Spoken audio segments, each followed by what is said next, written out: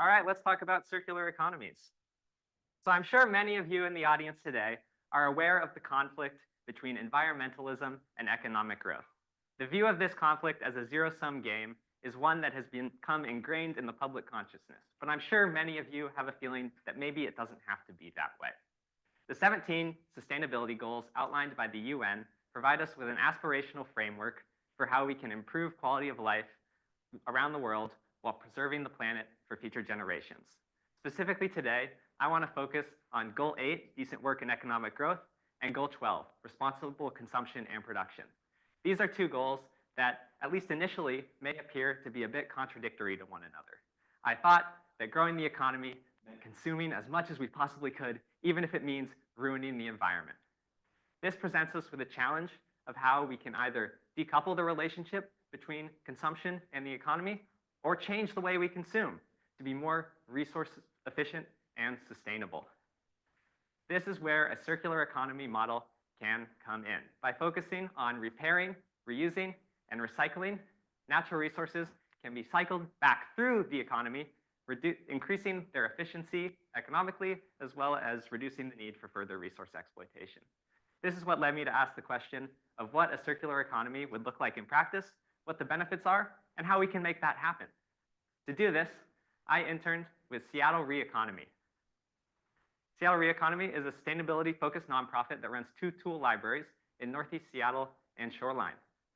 A tool library expands the idea of what a library can be beyond just books into tools, things like drills, saws, pressure washers, as we've already talked about, or even certain catering and party supplies, all on a very accessibility-minded, pay-what-you-can membership.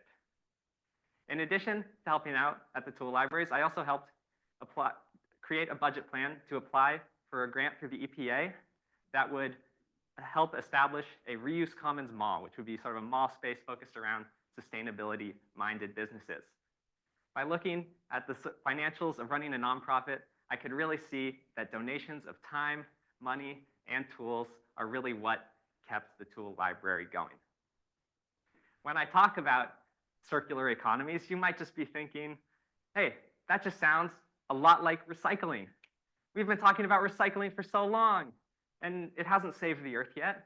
What's going on? Well, of course, the issue with recycling is how it is a bit detached from the consumer. You put something in the recycling bin, it's whisked away to somewhere else, and worst of all, it might not even be recycled anyway. The goal of what a circular economy is trying to do is to reuse and repurpose items more locally. By doing this, we can reduce the need for additional inputs of energy and materials, improving the efficiency, and also keeping people more connected to their consumption and how it is affecting their own community. This stands in stark contrast to a linear economy, where we simply moved straight down the supply chain from production to consumption to disposal without having the most efficient economically or resource-based. And it isn't really very sustainable either. The power of the tool library, on the other hand, is the way it keeps people connected to their tools and their businesses. I remember I had a very powerful moment going to the workshop of a gentleman who had just passed away and was donating all of his tools to the library. And I could really feel that was this truly empowering moment, being able to see that those tools would go to a good space, and also understanding how the community was helping support this business. There's a reason he didn't donate those tools to Home Depot. A circular economy represents much more than the act of just throwing something in a recycling bin.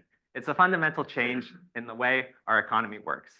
Such a change really isn't going to happen overnight. It's not going to happen because of one person or just one business.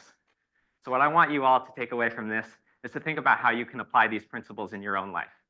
Try to sell or donate what you have that works and is in good condition. Please don't donate or give away the stuff and crap that's in bad condition. We don't want the tool library doesn't want your rusty old wrenches and tools and stuff. That's not really going to help. Also think about, do me and my neighbor really need our own pressure washer each? Or could we share one? How could we share that through our community? And that's sort of where the tool library comes from and what makes it so special. I want to thank my site supervisor, Josh, my faculty advisor, Ben, and all my wonderful coworkers and co-interns at Seattle Reeconomy. Thank you.